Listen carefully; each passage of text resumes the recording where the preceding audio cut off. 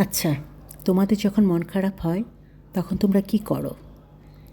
তোমরা কি তোমাদের পছন্দের বই পড়ো, না কোনো মুভি দেখো, নাকি শপিংয়ে বেরিয়ে যাও, না খুব সুন্দর গান শোনো, নাকি নিজের মতো করে সময় কাটাও?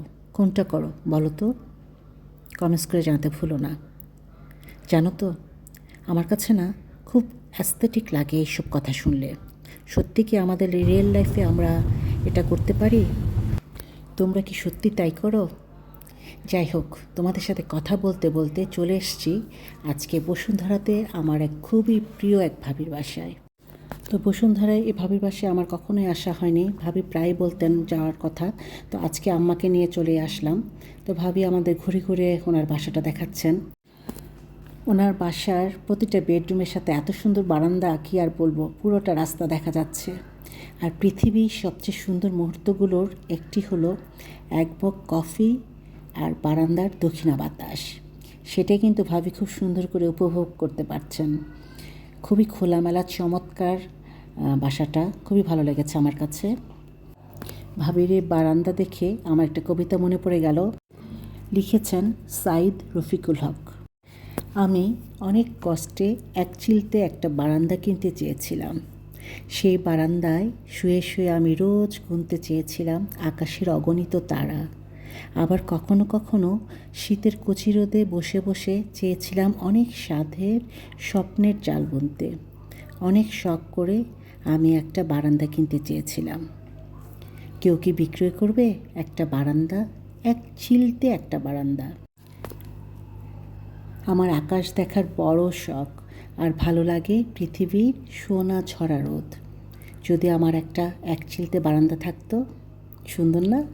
তো এই বারান্দা দেখে এই কবিতাটা না পড়েই আমি থাকতে পারলাম না। আর এই বারান্দাটায় দাঁড়িয়ে আমরা সবাই মিলে অনেক গল্প করলাম, ছবি তুললাম, দেন অনেকটা সময় কাটালাম। আমার আম্মাকে জিজ্ঞেস করছিলাম যে তোমার কেমন লাগছে, তো আম্মাও বললেন অনেক ভালো লাগতেছিল এখানে। আসলে অনেক দিন পর গিয়েছি, আর খুবই ভালো লাগা কাজ করছিল। আর এই ভাবির গল্প না করলেই তো নয়, ওনার কাছ থেকে আমরা অনেক কিছু শেখা। আমার ছেলে আর ভাবির এক ছেলে এক মেয়ে একই স্কুলে পড়তো। আমার ছেলে অবশ্য প্লে গ্রুপে পড়তো, ভাবির ছেলে মেয়ে দুটো আর একটু বড় ক্লাসে পড়তো। তো অনেক কিছু আমি এই ভাবির কাছ থেকে শিখেছি। একজন মা হিসেবে উনি যে কতটা স্যাক্রিফাইস করেছেন বাচ্চাদের জন্য, সেটা ওনার কাছ থেকেই শেখা, দেখা আমার ফার্স্ট টাইম। এই যে আমাদের এত বছরের সম্পর্ক এখনও কত ভালো আছে। আর আজকাল সম্পর্কগুলো মনে হয় কি বলবো, লোক দেখানো, কোনো আন্তরিকতা নেই।